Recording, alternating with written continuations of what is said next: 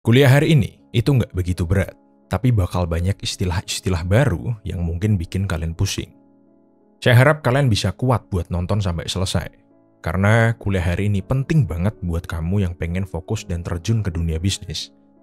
Dan kalau kamu nggak kuat nonton sampai selesai, ya berarti kamu belum siap berbisnis.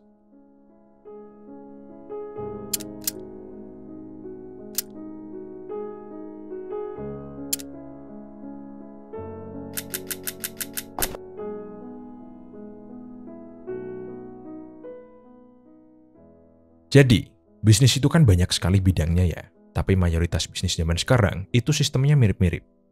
Kita fokus ke bisnis-bisnis digital aja ya buat hari ini. Jadi, di dunia bisnis, itu ada istilah yang dinamakan decoupling customer value chain. Atau bisa kita sebut juga pemisahan rantai nilai customer. Biar gampang, saya langsung kasih contoh aja, yaitu Gojek. Zaman dulu, katakanlah kamu pengen ke suatu tempat, tapi nggak ada yang nganter dan kamu juga nggak punya atau bisa pakai kendaraan pribadi. Di situasi seperti ini, yang bisa kamu lakukan kan, kalau nggak pesen taksi ya nyari tukang ojek, atau kamu naik angkutan umum. Challenge atau kesulitan yang kamu hadapi di sini, itu tempat ngetem taksi, pangkalan tukang ojek, dan jalan di mana angkutan umum lewat, itu jauh. Berarti kamu harus jalan dulu, sebelum kamu bisa mendapatkan transportasi. Nah, jadi Gojek punya ide. Sebetulnya yang punya ide duluan itu Uber ya, tapi kita pakai Gojek aja yang kalian lebih familiar. Jadi Gojek punya ide, yaitu menyediakan fasilitas antara driver dengan customer.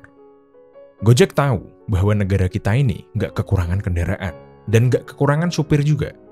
Tapi yang jadi permasalahan di transportasi negara kita, itu di mana customer kesulitan untuk dapat transportasi yang tepat sesuai kebutuhan mereka.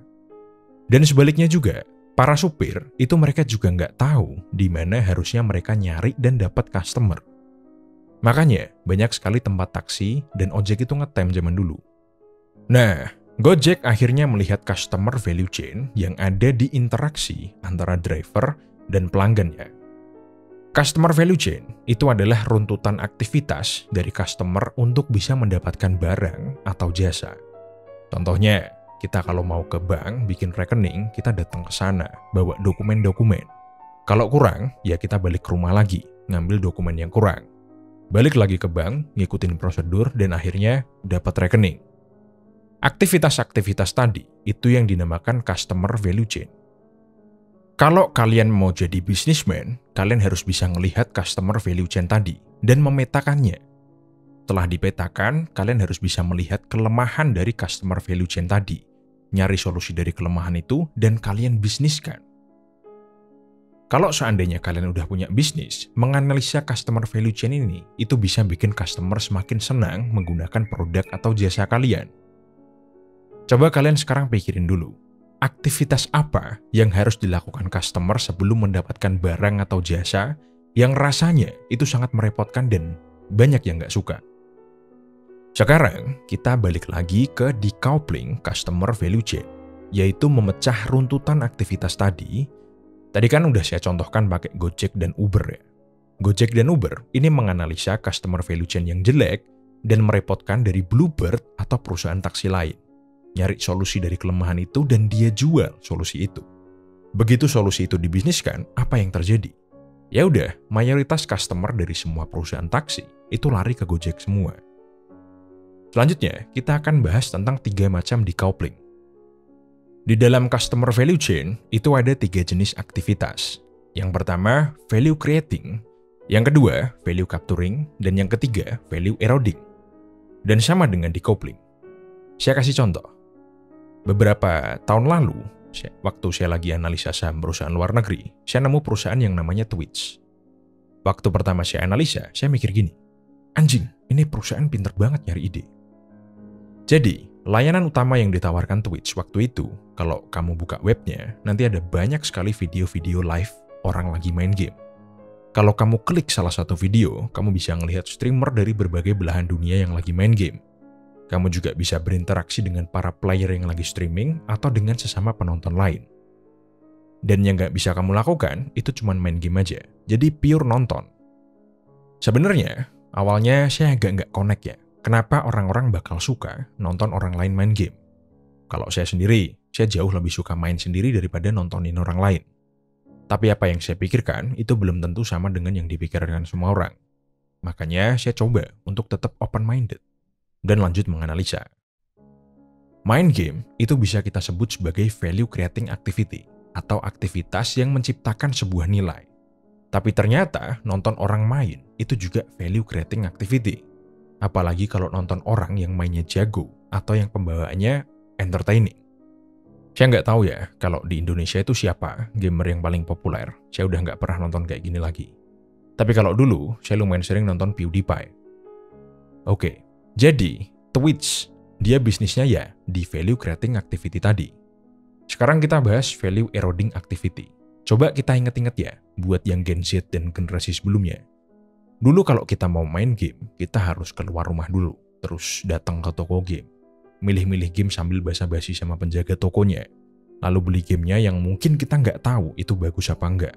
Karena memang di toko offline, itu nggak ada review dari player lain juga. Lalu kita balik ke rumah buat main game itu. Jadi, aktivitas pergi ke toko game, milih game, dan pulang buat main game yang udah kita pilih. Ini kan termasuk customer value chain ya. Tapi kategorinya di value eroding activity. Ya, simpelnya, itu aktivitas yang nggak kita sukai. Malas banget kan aslinya keluar beli game, terus balik lagi. Lalu muncullah Steam, yaitu perusahaan yang bisa memberikan solusi dari kelemahan customer value chain tadi. Kita bisa beli game secara online, nggak perlu capek-capek buat keluar rumah. Bisa langsung beli game kapanpun kita mau dan bisa kita mainkan langsung. Lalu kita akan bahas yang ketiga, yaitu decoupling value capturing activity. Simpelnya, ya trial product, sampel, premium model, dan sebagainya. Jadi, kita contohkan aja dari yang paling sering kita temui. Kalau kita lagi jalan-jalan di mall, terus ada F&B baru di sana, ketika kita lewat di depannya, nanti ada karyawan yang menawarkan ke kita sampel produk F&B itu. Kita icip dan ternyata enak, lalu kita beli. Atau kalau kalian lewat di depan kursi pijet ya, nanti salesnya bakal nawarin kamu untuk nyoba, dan ternyata enak. Mungkin kamu nggak bisa beli karena mahal ya, tapi memori enaknya kursi pijet itu akan membekas di otakmu. Dan nanti di masa depan, kalau kamu punya banyak duit nganggur, memori tentang enaknya kursi pijat itu akan muncul dan kamu akan tertarik untuk beli. Atau kalau di dunia digital ya, ada software atau game yang free trial atau kita nyoba gratis, lalu setelah durasi tertentu kita nggak bisa pakai lagi dan kita ditawarkan atau diharuskan untuk membeli full versionnya. Atau melakukan top up dan beli item di dalam game pakai uang asli, agar progres kita di dalam game jadi lebih oke. Nah, itu tadi 3 hal yang biasanya jadi landasan di suatu perusahaan atau startup. Melenceng sedikit ya. Saya sebagai investor itu selalu menilai bahwa perusahaan yang bagus itu yang tumbuh berdasarkan value creating. Tapi bukan berarti 2 yang lainnya itu nggak bakal gede ya. Cuman value creating itu bisa bikin perusahaan tumbuhnya tuh gila-gilaan. Karena selain dia nyolong customer dari kompetitor, dia juga bisa memasukkan inovasi-inovasi baru yang selaras dengan apa yang dia jual perusahaannya. Contohnya, Gojek. Awalnya Gojek, terus nambah jadi Gokar, terus nambah jadi Gosen, GoPay, GoFood, dan sebagainya. Oke, tadi itu hal yang harus kalian kuasai dulu sebelum membuka sebuah bisnis. Saya yakin pasti ada yang tanya, emangnya gunanya buat apa, Pak? Toh banyak juga pebisnis yang nggak pakai kayak gituan dan tetap sukses. Ya emang ada, dan banyak juga. Tapi dari top 1000 perusahaan yang ada di dunia, saya yakin 90%-nya pakai cara ini. Kenapa? Karena cara ini itu membantu kita untuk membuat dan menyusun bisnis model. Apa gunanya bisnis model? Untuk menyelaraskan bisnis kita dengan profit yang kita inginkan.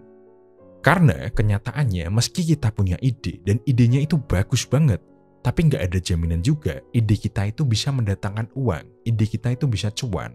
Nggak ada yang bisa jamin. Nah, gunanya model bisnis itu salah satunya supaya ide kita bisa cuan. Selanjutnya kita bahas decoupling lebih mendalam lagi ya.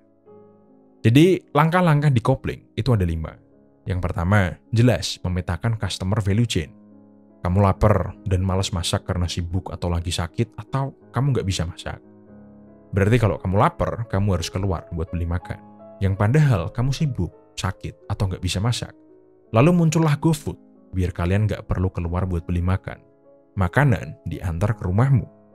Yang kedua, mengklasifikasikan apa yang kamu petakan itu masuknya ke value creating, capturing, atau eroding.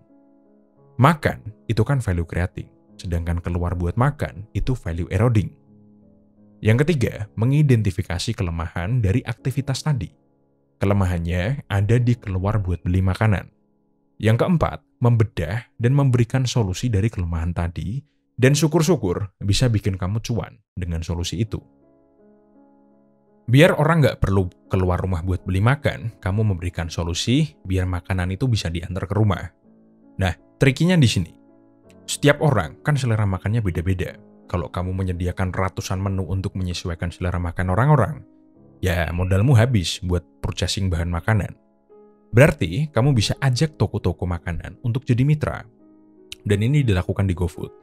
Lalu bagaimana jika seandainya di jam tertentu tiba-tiba kamu dapat 100 orderan? Nggak mungkin kan kamu mempekerjakan 100 driver yang kamu gaji 3 juta per bulan? Nggak kuat modalnya. Solusi dari Gojek, ya bikin mitra dengan masyarakat. Makanya, pendapatan dari driver ojol kan tergantung dari berapa orderan yang bisa dia selesaikan. Nah, Gojek dapat cuannya dari mitra toko dan mitra driver tanpa perlu bayar macam-macam, modal kecil, profit gede. Poin plus lainnya, karena driver dan toko kan kemitraannya. Jadi seandainya kamu keracunan makanan dari toko, Gojek gak akan dituntut. Seandainya driver yang antar makananmu itu problematik, Gojek juga gak akan kena punishment berat. Tinggal cancel aja kemitraan dengan driver sama ganti uang ke customer buat bentuk pertanggungjawaban. Dan masih banyak lagi lah. Yang kelima, memahami dan memprediksi respon apa yang akan terjadi baik dari pelanggan dan kompetitor. Lalu menyiapkan respon apa yang harus kita lakukan. Contohnya ya, dengan maraknya pesan makanan online, itu kan menurunkan pendapatan juga bagi tempat makan. Kok bisa, Pak? Ya kan tempat makan butuh sewa tempat, ngegaji waiter atau pelayan juga, dan beban-beban lain yang nggak berguna di prosesi pesan makanan online. Belum juga tuntutan-tuntutan dari driver yang tentunya merasa bahwa profit mereka mungkin terlalu sedikit, dan sebagainya.